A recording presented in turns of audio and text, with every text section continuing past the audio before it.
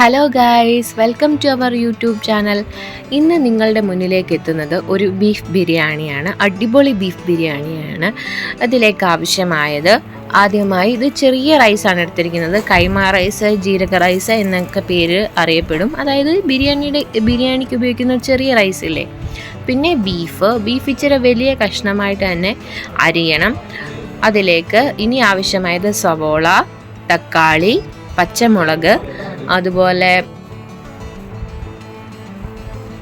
കറുകപ്പട്ട, ഗ്രാമ്പു, ഏലക്ക എന്നിവയും. ഇനി അരി നല്ല വൃത്തിയായിട്ട് കഴുകണം.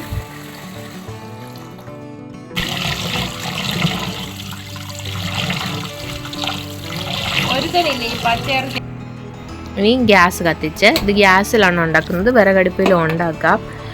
ഗ്യാസ് കത്തിച്ച് അരി ചെറുതായിട്ടൊന്ന് വറക്കണം. അതിലേക്ക് നമുക്ക് നെയ്യ് ഒഴിച്ച് വേണമെങ്കിൽ വറക്കാം. നെയ്യ് ഇഷ്ടമല്ലാത്തവർക്ക് ഏത് എണ്ണയാണോ നിങ്ങൾ യൂസ് ചെയ്യുന്നത് ആ എണ്ണ ഒഴിച്ചിട്ടാണെങ്കിലും ചെയ്യാം.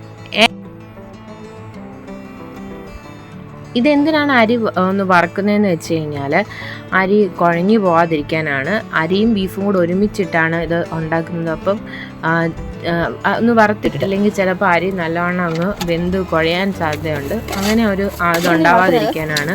അത് തന്നെയുമല്ല, അരി സെപ്പറേറ്റ് ആയിട്ട് കിടക്കുകയും ചെയ്യും വെന്ത് കഴിയുമ്പോഴത്തേക്ക്. അതിന് വേണ്ടിയിട്ടാണ് ഒന്ന് ജസ്റ്റ് ഒന്ന് ചൂടാക്കുന്നത്. നല്ലവണ്ണം ഒന്നും വറക്കണ്ട, ജസ്റ്റ് ഒന്ന് ചൂടാക്കേണ്ട വെള്ളമായി എല്ലാം ഒന്ന് കളഞ്ഞാൽ മതി.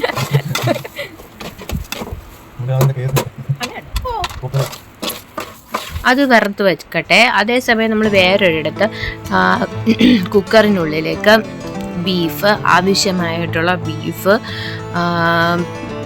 പിന്നെ നമ്മൾ എടുത്തു വെച്ചിരിക്കുന്ന ഓരോരോ ഇൻഗ്രീഡിയൻ്റ് ആയിട്ട് ഈ ബീഫിലേക്ക് ചേർത്ത് വെക്കണം. അതായത് സവാള, തക്കാളി, പച്ചമുളക്, ഗ്രാമ്പു, കറുകപ്പട്ട, ഏലക്ക. ഇത് ഇഞ്ചി, വെളുത്തുള്ളി, പച്ചമുളക് പേസ്റ്റാണ്. ഈ അരച്ച് വെച്ചതും ഇതിലേക്ക് ചേർക്കണം.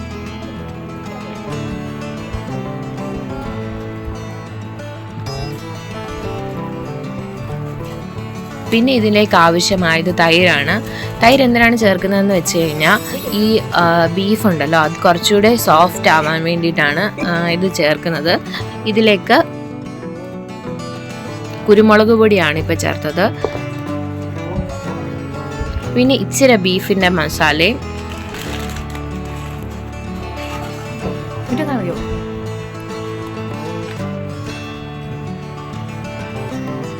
ഇത് ഗരം മസാലയാണ്. ഗരം മസാല ഇച്ചിരിയും ചേർക്കണം.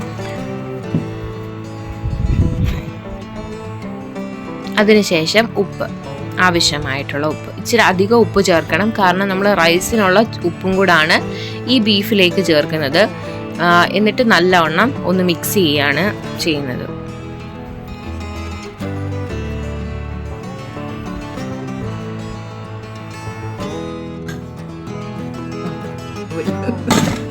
ഇനി നമ്മൾ കുക്കർ അടച്ചു വെക്കണം. ഇതിനുള്ളിലേക്ക് ഒരു നുള്ളു പോലും വെള്ളം ചേർത്തിട്ടില്ല. ഇങ്ങനെ തന്നെയാണ് അടച്ചു വെക്കുന്നത്. പിന്നെ നമ്മൾ ഒരു വശത്ത് അണ്ടിപ്പരിപ്പും മുന്തിരിയും നെയ്യിൽ വറുത്തെടുക്കണം.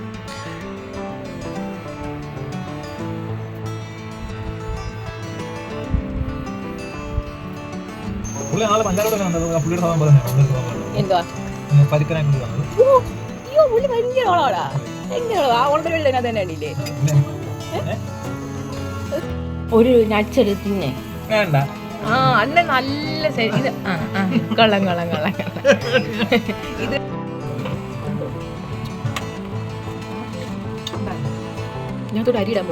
ബീഫിന് തൂന്നിറങ്ങിയ വെള്ളമാണ്. ഇതിനകത്ത് ഒരു തുള്ളി പോലും വെള്ളം നമ്മൾ ആഡ് ചെയ്തിട്ടില്ല.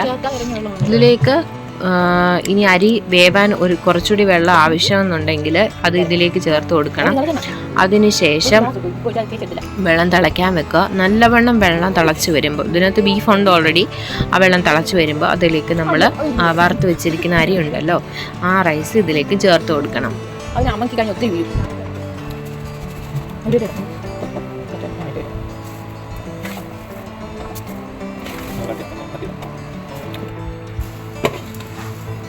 വെള്ളം ഇത് തന്നെ മതി.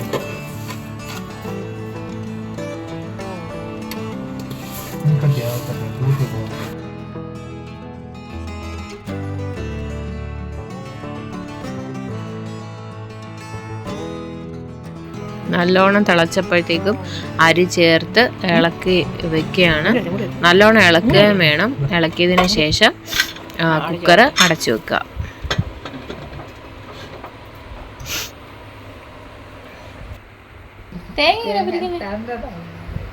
ഇനി അത് നന്നോളം ഒന്ന് ബിരിയാണിക്ക് വേണ്ടിയിരിക്കുന്ന സാലഡ് റെഡി ആയിരിക്കുന്നു. ഇനി നമുക്ക് നമ്മുടെ കുക്കർ തുറന്ന് നോക്കാം. സ്വാദിഷ്ടമായ ബീഫ് ബിരിയാണി റെഡി ആയിരിക്കുകയാണ് ഗൈസ്. ഇനി നമ്മൾ ടേസ്റ്റ് ചെയ്ത് നോക്കുന്ന ചടങ്ങാണ്. ആ ബീഫിലെ എല്ലാ ടേസ്റ്റും ആ റൈസിനുണ്ട് ഗൈസ്. നല്ല സൂപ്പർ ബിരിയാണി ആയിരുന്നു.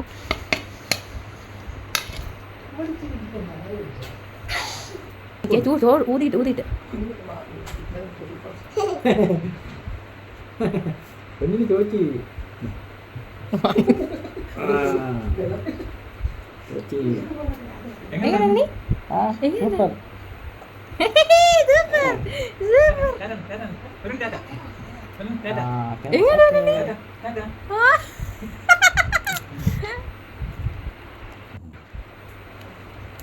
കൺമണി ഉറക്കം എഴുന്നേറ്റതേ ബിരിയാണിയുടെ മണം കേട്ടിട്ടാണെന്ന് തോന്നുന്നു.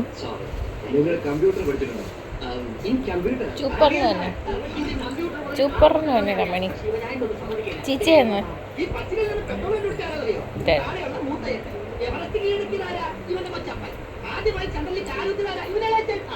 അപ്പോൾ എല്ലാവരും ഈ ബീഫ് ബിരിയാണി ട്രൈ ചെയ്യണം നിങ്ങളുടെ വീട്ടിൽ. ഞങ്ങളുടെ ചാനൽ സപ്പോർട്ട് ചെയ്യുകയും ചെയ്യണം ഗൈസ്.